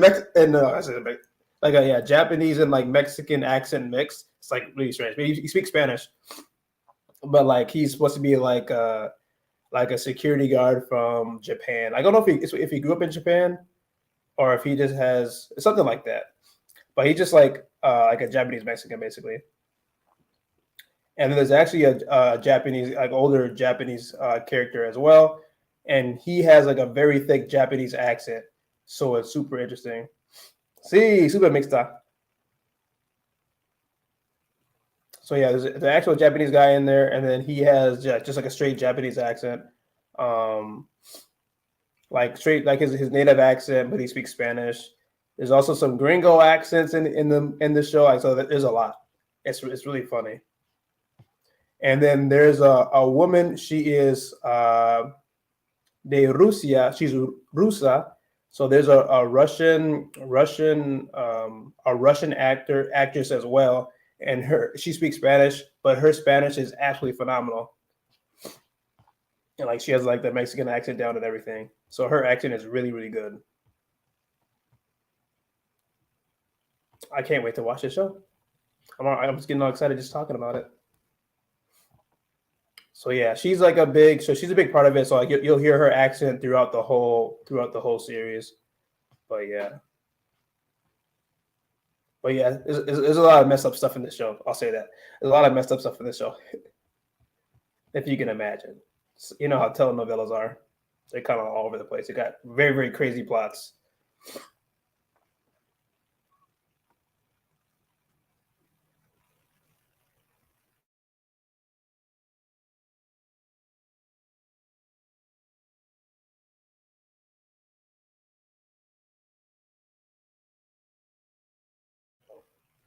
So I think I might watch that tonight, maybe one episode or so.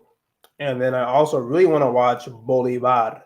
Bolivar is, I think he was like some military leader in Venezuela, or was it Colombia? I think Venezuela. So that's it's like a history show on Netflix. No, it's not a history show. What do you call that? Or like someone's portraying like a historical figure. But anyway, like the episodes are incredibly long.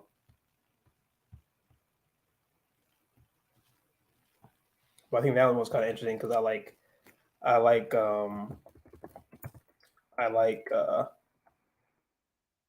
history a lot, and even better if it's if it's from Latin America. So Bolivar, yeah, esta dramatización,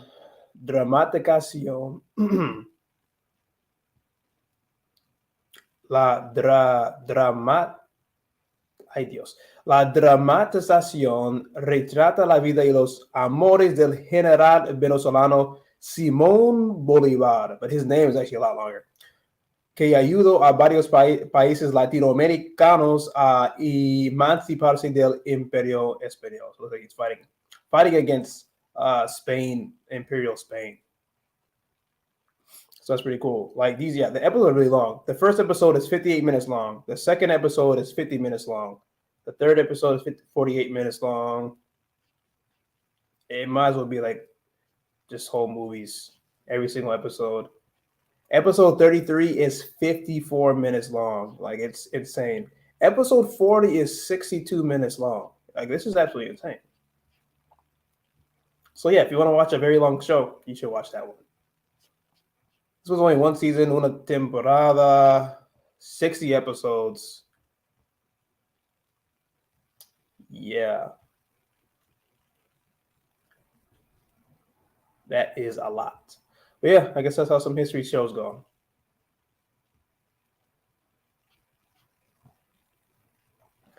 Pero, all right, llegamos a 2 horas. We have arrived al final de esa live stream. So we're at 2 hours now. Thank you very much, all of you. Muchas gracias a todos ustedes por uniendo. I always get that pronunciation incorrect. Uniendo, unirse, por unirse a esta video en directo. Algo así, you know what I'm trying to say. Por unirse a esta live stream. Les aprecio muchísimo. I appreciate you being here, then also, of course, supporting my channel, your donations, liking my videos, sharing my videos, being very interactive interactive in the live streams.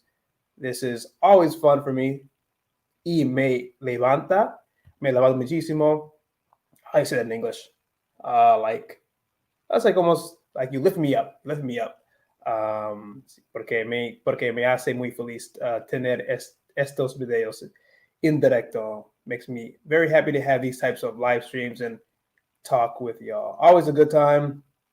Thank you very much. Make sure that you turn on your notifications so you can be uploaded. So you can be updated for new videos. Got new videos coming out every single week. And yeah, make sure you watch the video today about Duolingo. Y Sean says, gracias por compartir tu tiempo con nosotros. Claro que sí. Es mi placer estar con ustedes. Thank you all again. Turn on your notifications. Subscribe to the channel if you haven't already. Also, do me a favor and share one video, like one of your favorite videos that is on my channel, and share that with one of your friends. Whichever video you think is the most valuable for you, that would be awesome. Because I want to crecer este canal. I would like to grow this channel a bit more. I want more people to get interested about learning Spanish. I want to be able to help more people learn Spanish, or tips wise, because yo no soy profesor. I make sure I talk about that. Not a teacher, anything like that. I'm a student, just like everybody else. A student of the Spanish language. I'm a lover of this language. Not lover. I am in love with this language, learning this language, learning languages in general. So yeah, I just want to help as many people as I can, get people interested about learning about Hispanic culture, Latino culture, because I think all that's really important when it comes to learning Spanish. Hey, what's up, Trey? You came at the end of the live stream because I'm about to get off right now. Look at him go, girl. Congrats on all your sex. Muchas gracias, man. Appreciate it a lot. Lover of this language? Yeah, I guess I said that. Yeah, I'm a lover of the Spanish. But yeah, definitely not a teacher. I don't think I'll be a teacher either. I don't have a desire to be a Spanish teacher whatsoever. I think that'll take a lot more time, a lot more dedication if I want to do something like that. I'm gonna leave that for the teachers, so I'll go a different route and I'll do something with the Spanish language. Like I said, I'll probably be like in a telenovela. I'll be perfectly satisfied with being an actor in a telenovela. But all right, muchas gracias a todos ustedes otra vez. Mil gracias. Thank you all again for being part of this live stream and for all your support. And I will see you very soon. Nos vemos muy pronto. Adiós.